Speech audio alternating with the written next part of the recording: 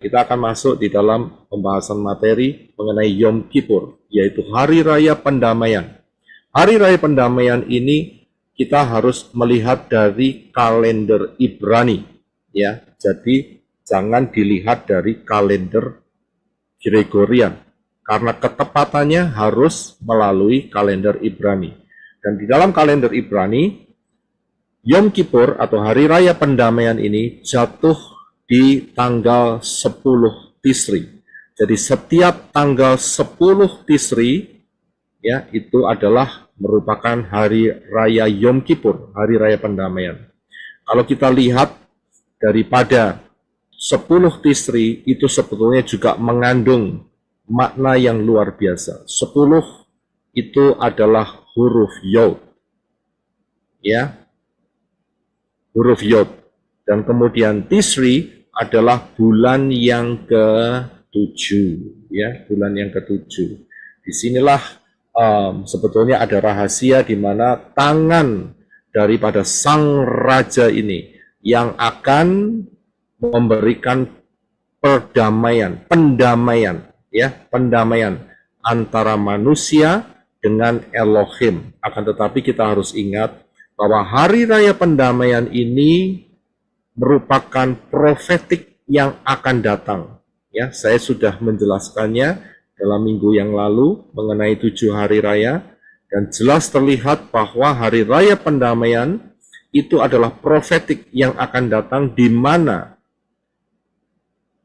Yeshua HaMashiach akan melakukan pendamaian, ya, antara Israel yang sampai sekarang ini mereka menolak darah Yeshua, dan setelah Yeshua datang, ya, kedua kalinya pada saat perang Armageddon, dan kemudian setelah itu Yeshua mengadakan pendamaian di sini. Ya, jadi umat Israel sisanya yang jumlahnya 144.000 itu akan didamaikan. Mereka akan mengakui bahwa Yeshua HaMashiach adalah Mesias yang asli, ya, jadi Mesias yang benar. Jadi Hari Raya Pendamaian ini berbicara akan event yang akan terjadi tidak lama lagi. Saya sudah jadi kronologinya adalah Rosh Hashanah, Yom Teruah, ya, hari raya tahun barunya, ya, Rosh Hashanah, tahun baru Israel. Itulah saat di mana kedatangan Yeshua HaMashiach beserta mempelai Yeshua HaMashiach, dan ada perang Armageddon. Ya, itu terjadi di 1 Tisri, ya, 1 Tisri. Dan kemudian setelah Yeshua HaMashiach menghancurkan 666 dan mengikat malaikat-malaikat yang jatuh, dan mereka dipenjarakan sementara di satu tempat yang disebut sebagai lubang tanpa alas selama 1000 tahun, ya. Jadi bumi ini berubah, ya, akan kembali seperti indahnya seperti Taman Eden kembali, ya. Tapi sebelum masuk ke masa itu beberapa hari, ya, maka umat Israel yang 144.000 itu harus merayakan Yom Kippur, yaitu didamaikan. Karena sampai detik ini yang ditunggu oleh orang-orang Israel majority, jadi yang sebagian besar adalah anti HaMashiach, ya. Nah, jadi mereka harus didamaikan dulu, yaitu yang 144.000 ini. Barulah setelah itu masuk di dalam perayaan Sukkot, ya. Perayaan Sukkot itu nanti tanggal 15 Tisri, ya. Inilah urutannya, ya. Ini 3 hari raya ini mempunyai makna buat kita sekarang, yaitu ke depan. Jadi masih di dalam prophecy. Tetapi di dalam Sukkot ini pun juga ada penggenapannya, yaitu kedatangan Yeshua HaMashiach yang pertama, dilahirkan, ya, di kandang di Bethlehem, ya. Tetapi Sukkot itu pun juga akan berbicara mengenai kerajaan damai 1000 tahun di bawah kepemimpinan Bapa Yahweh di dalam Yeshua HaMasyiah dengan menggunakan atau mengenakan tubuh kemuliaan. Ya, haleluya. Jadi kita sudah mulai banyak yang paham mengenai hal ini. Berikutnya, kalau saudara melihat ya bahwa kemah suci ya itu adalah replika atau contoh yang Bapak Yahweh perintahkan kepada Moshe, dan realitanya itu ada di Shamayim. Jadi konsep daripada kemah suci ini adalah konsep daripada Shamayim. Bahkan konsep ini adalah konsep daripada Yerusalem baru dan bumi yang baru. Nanti kita akan pelan-pelan sampai di sana, ya, sampai di pengertian ini. Akan tetapi saya mau kasih tahu bahwa di dalam perayaan Yom Kippur ini, kita bukan hanya melihat ya bahwa Yeshua akan mendamaikan ya Israel yang sampai hari ini mereka keras kepala menolak Yeshua HaMasyiah, tetapi juga mempunyai makna yang luar biasa di dalam kehidupan kita sebagai mempelai Yeshua HaMasyiah. Ya, bukan hanya untuk Israel secara genetik, ya, keturunan dari Abraham, Ishak dan Yakub. Tetapi Yom Kippur ini pun juga mempunyai makna yang luar biasa. Ya, karena itu konsepnya itu sudah tertuang semua di dalam kemah suci ini. Karena apa yang dilihat oleh Moshe merupakan hal-hal yang ada di Shamayim. Ya, itu luar biasa. Nah, kita akan masuk mengenai berkat yang dimana kita sebagai mempelai Yeshua HaMasyiah yang kita bisa serap, yang kita bisa dapatkan dari perayaan Yom Kippur ini, yaitu mengenai apa? Mengenai imam besar, ya, mengenai imam besar. Ibrani 4 ayat 14 sampai yang ke-16. Saya akan bacakan. Sekarang, karena kita mempunyai imam besar agung yang telah melintasi semua langit, yaitu Yeshua, putra Elohim, marilah kita memegang teguh pengakuan kita. Sebab imam besar yang kita miliki adalah imam besar yang dapat merasakan kelemahan-kelemahan kita, dan sama seperti kita, dia telah dicobai dalam segala sesuatu, tetapi dia tidak berbuat dosa. 16. Karena itu, marilah kita dengan penuh keberanian menghampiri tahta anugerah supaya kita memperoleh kemurahan dan mendapatkan anugerah untuk menerima pertolongan pada waktunya. Nah, kita akan fokus di dalam 3 ayat ini, di dalam Ibrani 4 ayat 14 sampai 16.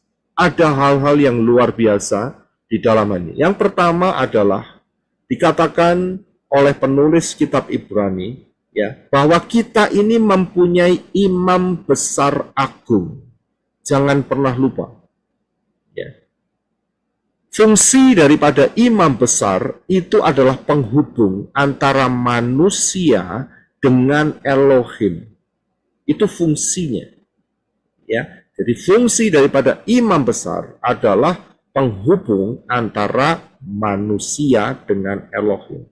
Nah, manusia tidak ada yang luput dari dosa. Semua berdosa.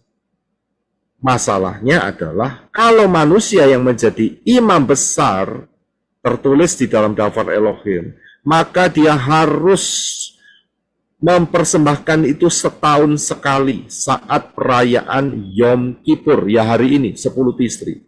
Akan tetapi, kita punya imam besar yang tidak terkena dosa. Siapa dia? Tidak lain adalah Yeshua HaMasyiah. Dan Yeshua HaMasyiah adalah Bapa Yahweh sendiri di dalam rupa manusia. Ya, karena itu, kita mempunyai imam besar yang luar biasa, yang agung. Saudara dan saya, jangan pernah berpikir kita tidak butuh imam besar. Itu celaka namanya. Karena apa? Karena saya sudah katakan, ini adalah konsep yang telah ditetapkan oleh Bapak Yahweh. Ya, ini sebuah konsep. Jadi tidak bisa keluar dari pola ini. Kita harus punya. Dan Yeshua HaMashiach adalah imam besar kita. Tertulis di dalam ayat 14, dikatakan bahwa sekarang kita telah mempunyai, ya, kita mempunyai imam besar agung yang telah melintasi semua langit, yaitu Yeshua. Jadi di dalam hal ini kita jelas melihat bahwa Yeshua, posisi Yeshua adalah mewakili manusia. Kalau kita tidak diwakili, ya, oleh Yeshua, maka manusia tidak akan pernah masuk ke dalam Syamayim. Harus diwakili oleh imam besar. Nah, di dalam Ibrani 8 ayat 1 sampai yang kedua, dikatakan demikian.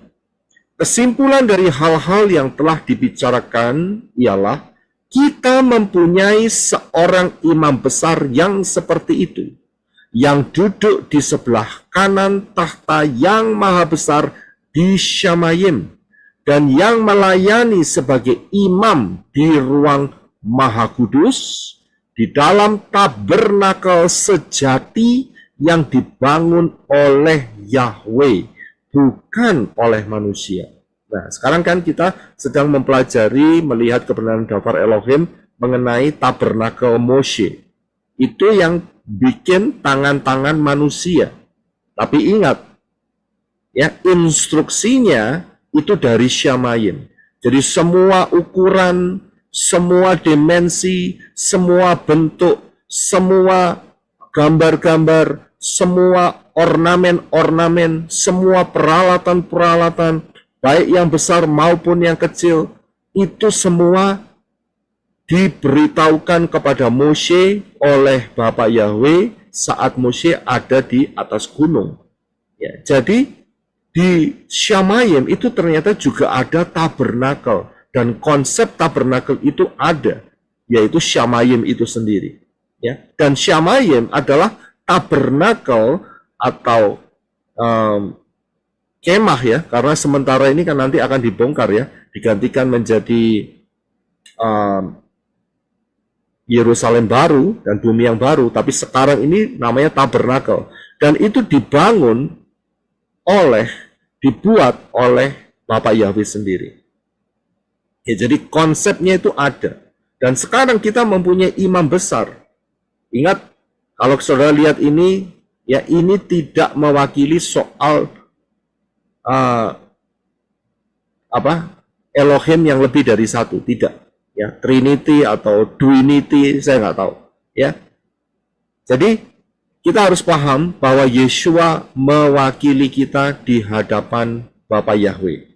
Yeshua mewakili kita. Karena itu imam besar kita yang Yeshua itu, dia duduk di sebelah tahta yang maha besar di Syamayim. Dikatakan bahwa imam besar yang satu ini telah melintasi semua langit. Ya, jadi ingat saat Yeshua HaMashiach telah bangkit dari antara orang mati, kemudian 40 hari kemudian dia naik ke Syamayim. Dia telah melintasi semua langit. Luar biasa imam besar kita ini. Dahsyat, ya, karena ya Bapak Yahweh sendiri dalam rupa manusia. Nah, karena itu penulis Ibrani mengatakan, marilah kita memegang teguh pengakuan kita.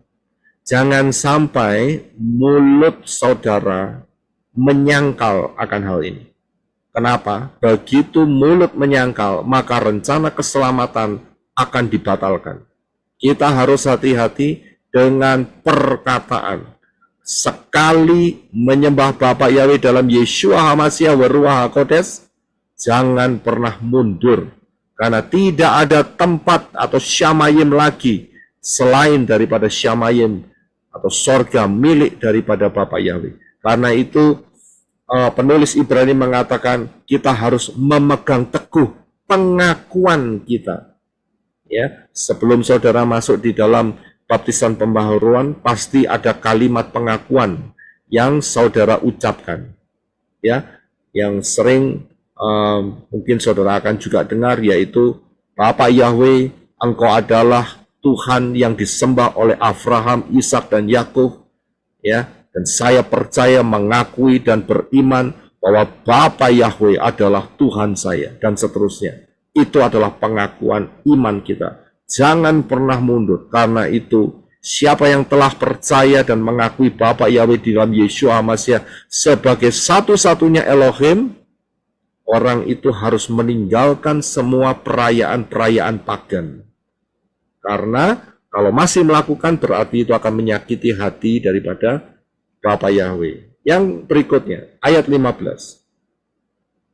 Sebab imam besar yang kita miliki adalah imam besar yang dapat merasakan kelemahan-kelemahan kita. Ini luar biasa.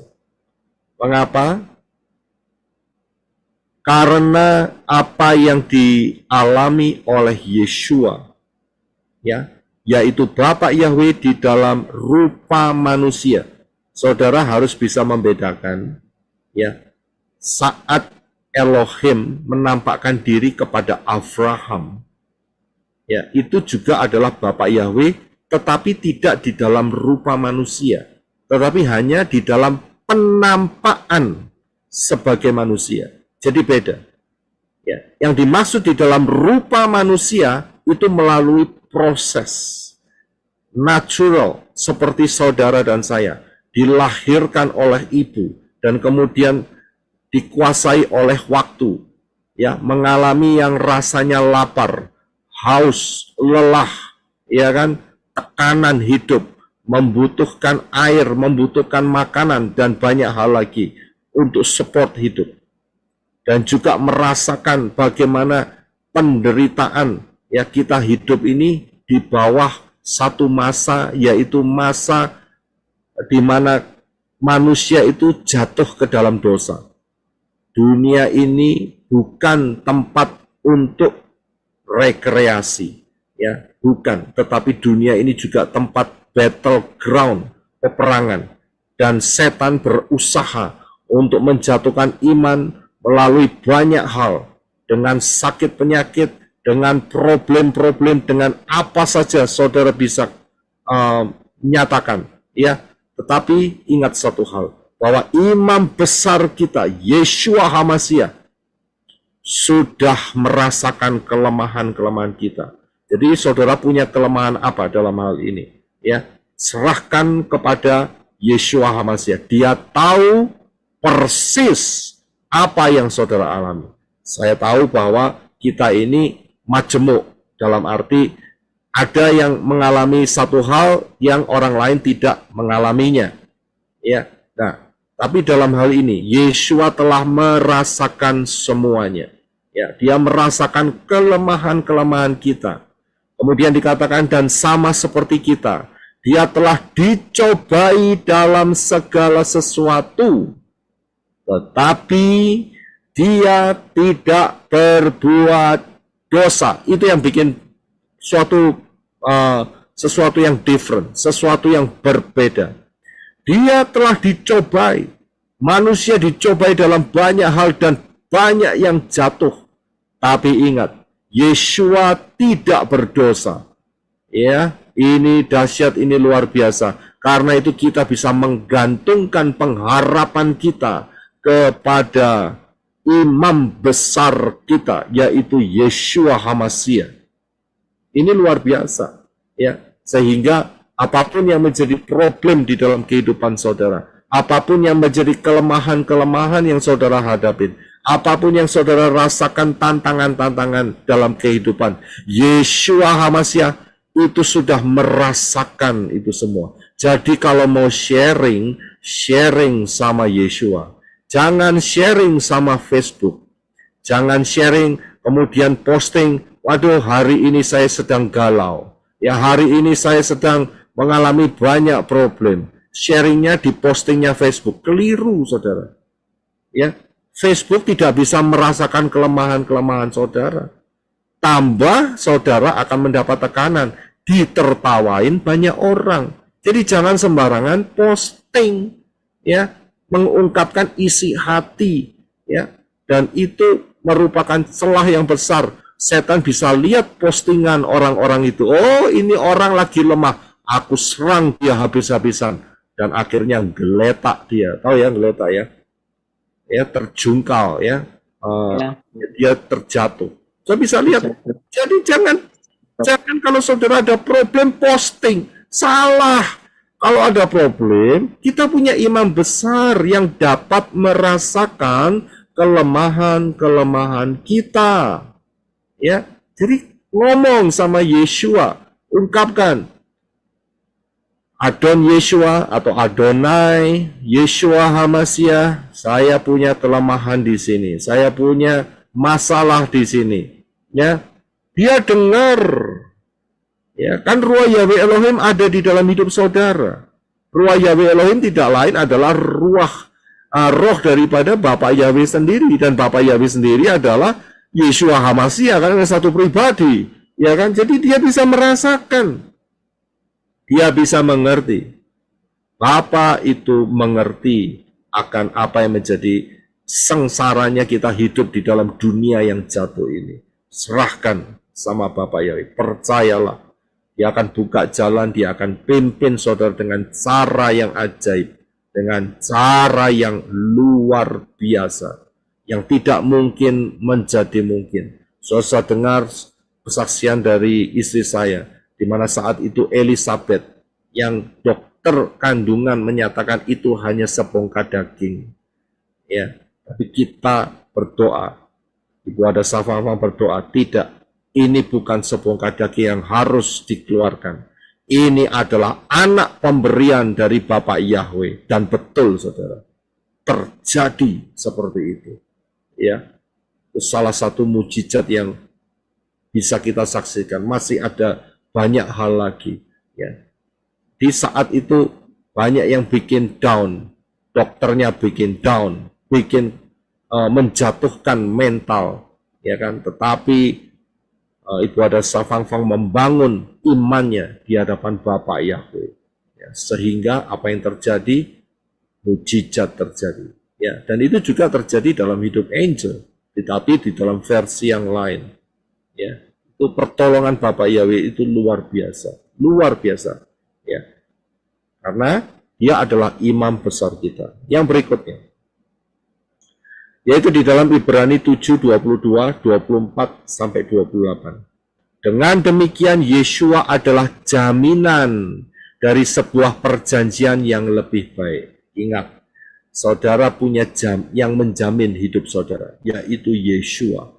Ya, asal saudara ada di dalam Yeshua, Yeshua ada di dalam saudara. Maka Yeshua adalah jaminan. Dia membuat perjanjian dengan saudara dan saya, yaitu dengan perjanjian yang lebih baik, yaitu apa? Dengan tubuh dan darahnya. Ya, dengan tubuh dan darahnya. Yang kita harus lakukan dengan senantiasa mengingat perjanjian itu, apa yang dikatakan oleh Yeshua. Inilah tubuhku, inilah darahku, yang akan menjadi peringatan bagi kamu. Menjadi pengingat, saudara. Kita harus senantiasa sampai alam bawah sadar saudara itu, ya, tidak keluar dari konsep Bapak Yahweh dalam Yeshua Hamashiach. Ya. Dulu saat mungkin kita belum terbiasa dengan Yeshua, ya, pasti yang keceplos nama Yunani. Ya. Saya yakin semua orang pasti prosesnya sama, karena memorinya masih dipenuhi dengan Yunani. Akan tetapi saudara harus berusaha. Nggak boleh terus-terusan begitu. Kalau sampai keceplosan, minta ampun. Setelah itu harus ngomong Yeshua. Terus harus ditanam. Karena ini yang benar, Yotsin bawa ayin. Nah, kalau saudara sudah tahu, kepingin tahu caranya, kira-kira nama Yeshua itu melekat dan masuk di dalam alam bawah sadar saudara. Kira-kira apa buktinya? Salah satunya. Ada yang mau coba jawab? Saudara boleh open mic. Ya. Apa yang kira-kira bisa membuktikan bahwa alam bawah sadar saudara, otak bawah alam bawah sadar saudara, itu tidak lagi menyebut Yunani? Dalam mimpi Pak udah memanggil nama Tuhan Yesus Hamashiach. Bisa, apalagi? Dalam mimpi peperangan rohani, kita memanggilnya dalam nama Yeshua Hamashiach. Ya, dalam mimpi apalagi yang bisa kita jadikan sebagai patokan kecil. Saat kaget, Pak, Nah, yang keluar nama pasti terima kasih. Yeshua. Yeshua. Nggak ngomong Yunani lagi, ya. Dulu ngomongnya Yunani, ya kan? Yang lebih parah kaget ngomongnya mati aku. Wah, ya sudah, itu bahaya. Itu sudah parah itu, ya, parah sekali. Terus kemudian kaget ngomongnya Yunani, tapi sekarang tidak. Begitu kaget yang dipanggil Yeshua, apalagi.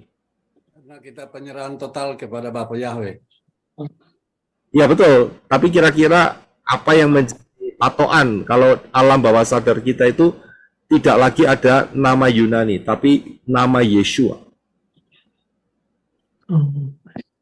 Ya, beberapa waktu lalu ya, saya mengigau. Namanya mengigau itu kan berarti kan saya lagi tidur tidak sadarkan. Ya kan? Nah, istri saya itu Ibu ada Sofangfang itu orangnya itu cepat bangun begitu. Ya beda dengan saya. Kalau saya ini harus tidurnya cukup, jamnya harus cukup gitu, nggak gampang bangun. Nah, saat itu entah bagaimana saya mimpi sesuatu gimana, tiba-tiba saya mengigau. Dan saya panggil Yeshua, Yeshua, Yeshua. Tapi kan posisi tidur. Nah, berarti dari situ, terus kemudian istri saya bilang, kamu mimpi apa? Gitu. Kamu kok ada seperti peperangan atau bagaimana? Kok kamu sampai mengigau, panggil Yeshua? Ada apa? Gitu. Nah, saya dari situ mengambil satu makna yang luar biasa, di mana alam bawah sadar saya sudah tidak ada lagi nama Yunani. Karena saat saya mengigau, yang keluar adalah Yeshua.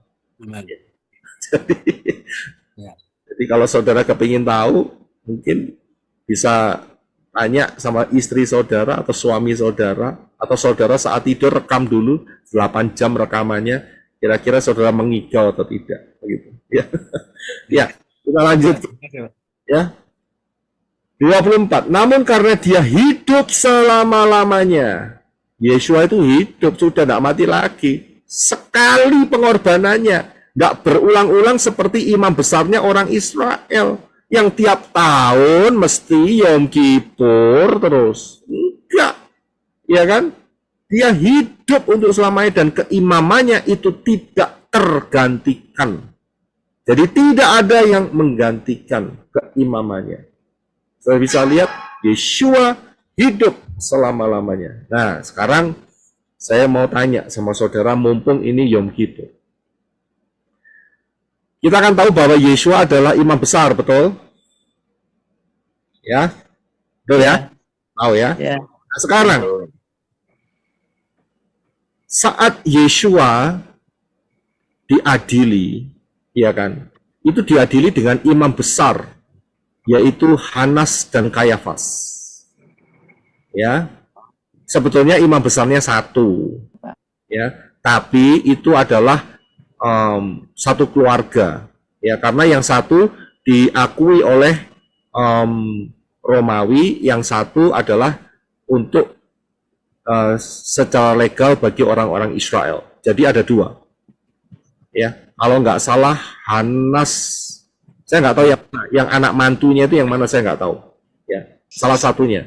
Pokoknya Hanas dan Kayafas. Nah, sekarang saat itu, ya kan, apa yang menjadi tanda bahwa keimaman Lewi pindah kepada Yeshua? Tandanya apa? Peristiwa apa yang membuktikan perpindahan daripada keimaman Lewi kepada keimaman Melkisedek? Apa ya? Peristiwa apa? Apa ya? Saya berikan. Saat itu Yeshua ditangkap setelah dari Taman Getsemani, kemudian dia dihadapkan imam besar. Kemudian dihadapkan saksi-saksi palsu. Masih ingat? Ya, dan itu orang banyak. Mereka tidak ada yang bisa membantah pengajaran Yeshua. Mereka hanya saksi-saksi palsu. Akan tetapi, di satu titik, imam besarnya tanya sama Yeshua. Pertanyaannya apa? Apakah engkau Mesias, anak Elohim yang maha tinggi? Ingat pertanyaan itu? Iya, Pak. Ya, ingat Pak, ingat. Apa jawaban Yeshua? Engkau sendiri. Engkau yang mengatakannya. Sendiri yang mengatakannya. Jawabannya begini, engkau akan melihat anak manusia turun di dalam kemuliaannya.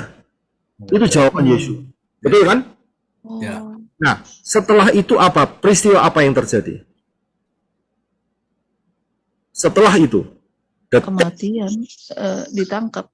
bukan, Yesus sudah ditangkap. Yesus sudah ditangkap.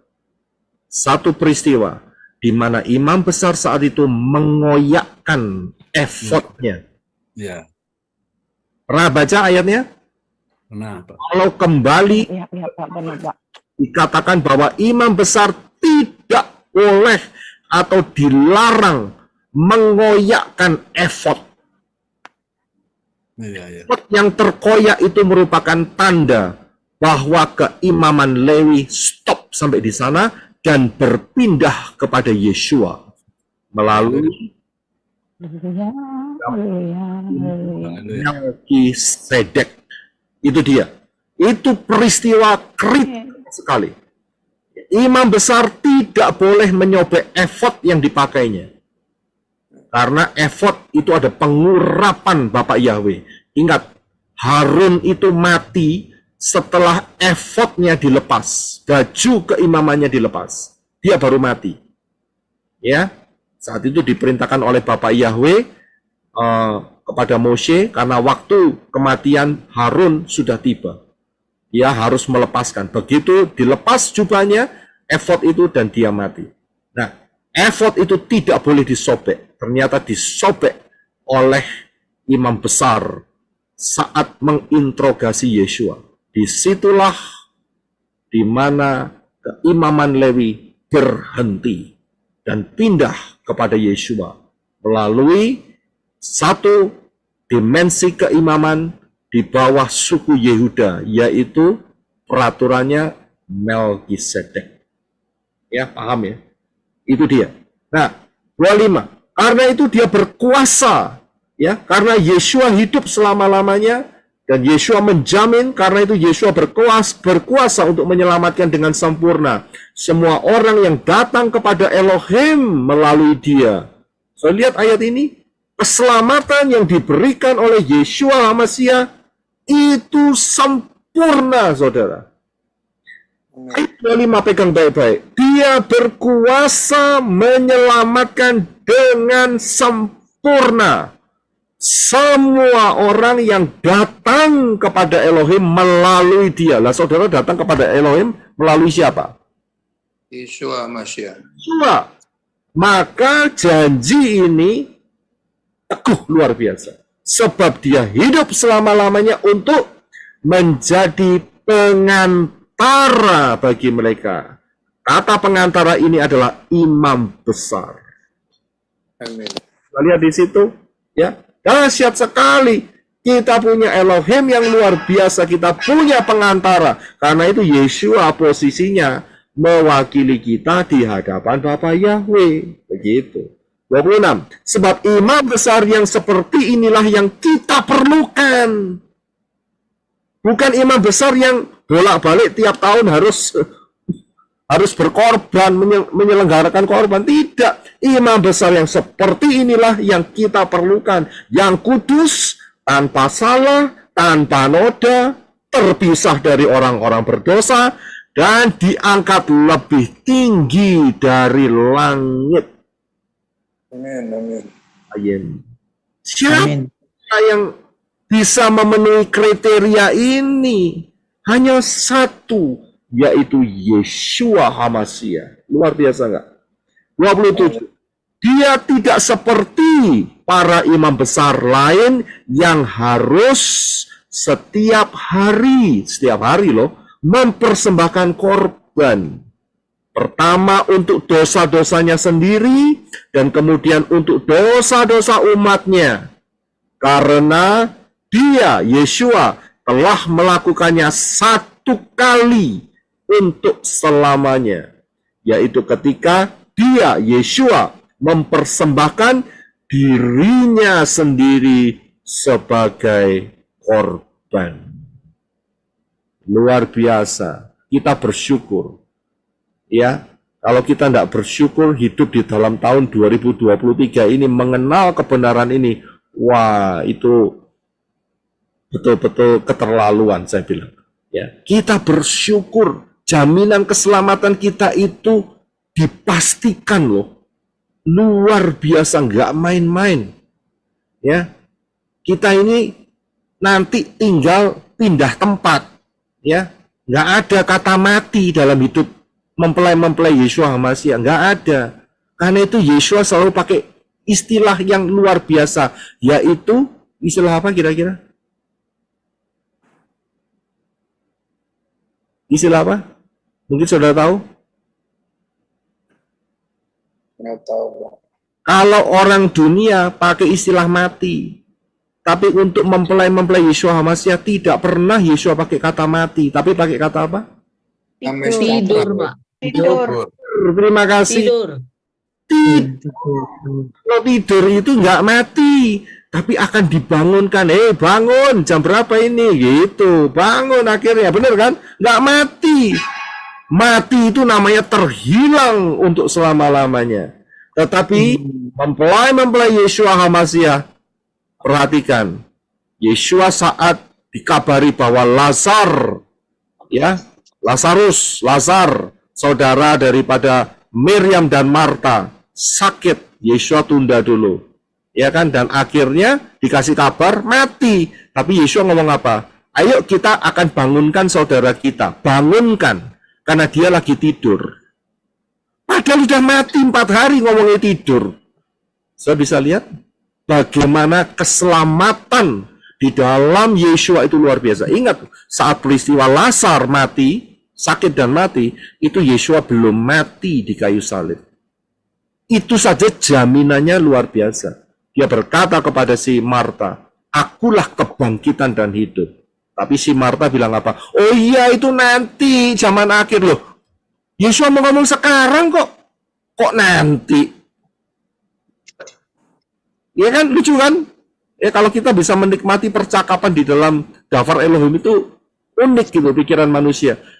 Oh iya nanti itu, nanti zaman akhir kau akan bangkitkan. Enggak, Yeshua ngomong aku akan bangkitkan sekarang. Sampai-sampai Yeshua datang di mana itu namanya kuburnya. Di mana kuburnya? Buka batunya. Masih si Marta ini masih ngomong. Tuhan, sudah 4 hari loh, sudah bau loh itu. Loh, padahal Yeshua bilang, percaya saja. Akulah kebangkitan dan hidup. Kita nggak salah pilih loh. Kita tidak salah pilih. Kalau kita percaya kepada Yeshua HaMashiach, kita tidak salah pilih. Jangan kembali ke Yunani ya. Jangan kembali ke Arab. Jangan kembali kemana-mana. Tetapkan iman saudara. Seperti yang dikatakan ayat yang sebelumnya. Kita harus mengakui terus untuk selama-lamanya. Yang terakhir, ayat 16. Karena itu marilah kita dengan penuh keberanian. Katakan sama-sama penuh keberanian. Penuh keberanian. Menghampiri tahta anugerah. Supaya kita memperoleh kemurahan dan mendapatkan anugerah untuk menerima pertolongan. Katakan sama-sama pertolongan. Pertolongan. Pertolongan. Pada waktunya. Pertolongan.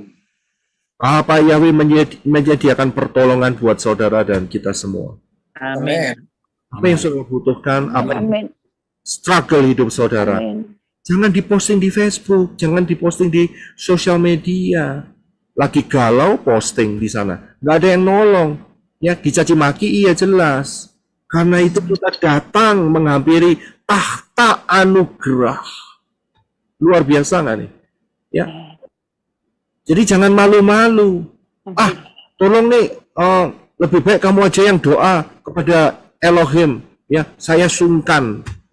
Ya, karena dosa saya merasa orang berdosa. Padahal sudah baptisan pembaharuan. Padahal sudah sungguh-sungguh dalam Yeshua. Tetapi rasa guilty itu masih ada.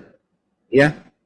Maksud saya boleh ada, tapi dengan pengertian yang benar. Jangan senantiasa dihantui. Kalau ada berarti coba koreksi diri. Kenapa kok sampai rasa bersalah itu mengikutin? Ngomong sama Yeshua, ini kenapa kok hatiku kok diikutin sesuatu yang merasa tertuduh. Ya, salah satu yang biasa yang saya lihat di dalam ministry ya, yang bisa merasa tertuju itu biasanya kalau ada yang menggugurkan anak secara sadar ya. Itu biasanya rasa guilty itu mengikuti sampai seumur hidupnya. Bertobatlah. Saya nggak tahu kalau ada atau tidak, saya harap tidak ada. Kalau seandainya ada, cari keselamatan dalam Bapa Yahweh, dalam Yeshua HaMashiach, dan kemudian ikutin baptisan pembaharuan dan pola-pola akar Ibrani yang benar, ikutin kesenangan hati Bapa Yahweh, jangan ikutin tradisi dunia, dan serahkan apa yang menjadi problem saudara. Karena mengadakan pengguguran. Pengguguran adalah pembunuhan. Minta ampun dan minta dilepaskan dari rasa guilty itu. Serahkan. Menyesali, minta ampun, dan kemudian bangkit berjalan bersama-sama dengan Yeshua. Sampai rapture terjadi. Ya, penuh dengan keberanian menghampiri takhta anugerah Elohim. Takhta anugerah Elohim terbuka untuk saudara dan saya. Bagi mempelai Yeshua HaMashiach. Supaya kita memperoleh apa? Kemurahan. Kita menerima apa? Pertolongan. Tepat pada waktunya, Bapa Yahweh akan menolong. Ya, haleluya. Hari ini masuk di dalam hampir memasuki 6.000 tahun awal, karena itu rapture tidak akan lama lagi akan terjadi. Ya, kita persiapkan hidup kita, karena kalau waktunya tidak dipersingkat, maka orang-orang tidak ada yang selamat, karena orang-orang pilihan sajalah. Maka waktunya dipersingkat, ya. Nah, supaya saudara paham, ikuti pengajaran Haikalah 2026, jangan remehkan, dan kemudian rahasia 1290 hari dan 1335 hari untuk dapat mengetahui, ya, melalui pola-pola ini kapan rapture akan terjadi. Dengan pola-pola ini kita bisa melihat, ya, bahwa sangat besar kemungkinan rapture akan terjadi di akhir 2025 atau di awal 2026. Karena itu berjaga-jaga. Ya, siapa yang belum masuk di dalam rencana keselamatan, segera masuk di dalam pintu yang benar, yaitu Yod Shin Waw Ayin, Yeshua, bukan Yunani. Ya, saya sudah berikan, saya sudah potongkan pengajaran yang kemarin khusus untuk Yeshua. Kalau saudara sudah mendapatkan, ada di YouTube, saudara pakai itu untuk memberitakan kepada banyak jiwa-jiwa. Ya, Amin. Saudara juga akan mendapat berkat yang luar biasa karena saudara memberi makan mereka, memberikan anugerah keselamatan untuk disebar luaskan. Ya, saya sudah potong itu, jadi filenya nggak terlalu besar, saudara bisa copy paste. Arahkan ke teman-teman yang membutuhkan atau masih bingung mengapa Yeshua, mengapa Yesus, itu saya sudah berikan di sana, sehingga itu bisa dipakai Bapa Yahweh untuk menjangkau jiwa-jiwa. Dan siapa yang berseru dalam nama Yahweh akan diselamatkan. Setelah itu masuklah dalam pola yang benar, baptisan pembaharuan, dan kemudian belajarlah tanak dan persiapkan hidup saudara untuk masuk di dalam rapture. Siapa yang membutuhkan baptisan pembaharuan, saudara bisa screenshot di depan, ya. Hubungi saudara-saudara kita yang terkasih dimanapun mereka berada di Indonesia, ya, bisa lewat langsung datang di tempatnya, hubungi melalui WA, ya, saudara bisa screenshot alamat-alamat dan nama ini sehingga saudara bisa dilayani untuk baptisan pembaharuan. Dan jangan lupa harus diputuskan dengan sesembahan yang bukan dari Israel. Itu penting sekali, ya, supaya setan tidak selalu nguntit, ya, atau mendomplengi atau menghantui hidup saudara, ya. Jadi harus diputuskan, jangan pernah lupa, ya. Bapak Yahweh memberkati. Maranatha,